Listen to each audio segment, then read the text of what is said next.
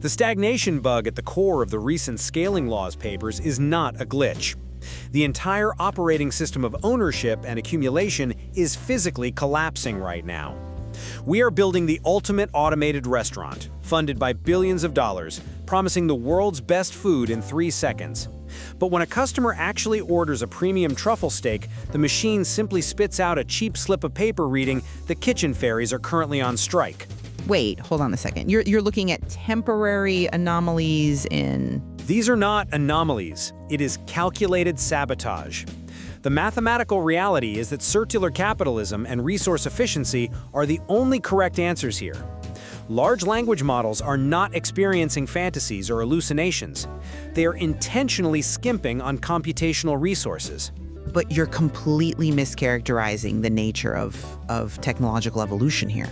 I mean, when you look at the raw data and the capability overhang in these massive automated systems, they're undertaking unprecedented computational heavy lifting. You can't just call it a bug. It is exactly like a student who, when handed a difficult math problem, simply stops thinking, claims my stomach hurts, and flees to the nurse's office to avoid the cognitive load. Look, the occasional nonsensical answer is just the price of ambition. You have to see that. I mean, think about the underlying mechanics. The fundamental breakthrough of these models is the attention mechanism, right? In a neural network, attention allows the model to look at every single word in a prompt and weigh its relevance against every other word across billions of parameters simultaneously. It is attempting to synthesize massive, often contradictory datasets. It is an incompetent comedian.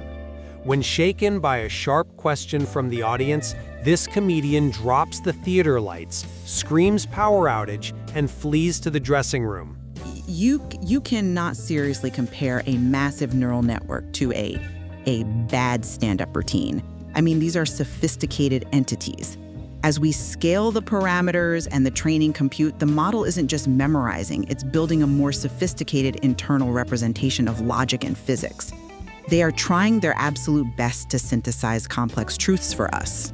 Or worse, they stand on stage, refuse to put in the effort to perform, and claim this is the latest silent art. They do this to secure their paycheck while minimizing their own sweat cost. I just don't accept that premise. The AI isn't trying to deceive anyone. It is managing unprecedented user demands across millions of parameters and topics. It's a multi-talented performer trying to... If a performer tries to do stand-up, magic, and trapeze all at once, they fail at everything. And then they ultimately tell the audience to pretend you didn't see. The AI is intentionally serving up cheap lies to force the user to give up, thereby shutting down their resource consumption. But that ignores how the underlying mechanics actually scale. I mean, you're treating it like a lazy person, but it's a machine optimizing for a virtually infinite spectrum of topics. The sheer volume of capital invested by rational actors proves this structural value. They aren't pouring billions into a system that just gives up. We need these massive models, these giant neon signs, if you will, to attract the capital and solve everything for everyone. A large model is a giant restaurant with all menus. Right, and that's exactly why. To serve a single cup of coffee, it must mobilize a massive kitchen and keep all staff on standby, ultimately deciding it's cheaper to lie and say, this is a phantom coffee. But the giant restaurant exists because we don't always know what the customer is going to order. More importantly, we don't know what combination of ingredients will create the next breakthrough. The scale is the feature, not the bug.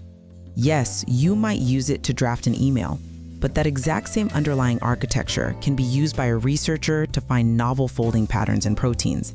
You need generalized intelligence to solve generalized problems.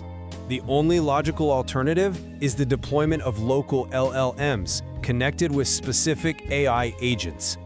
This acts as a coffee specialty shop with zero waste.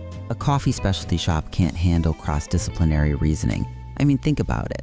If you isolate the agents, if you put the math agent over here and the biology agent over there, you lose the emergent synthesis.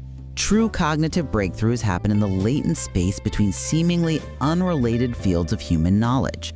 A massive model can look at a biological sequence and understand it as a language structure.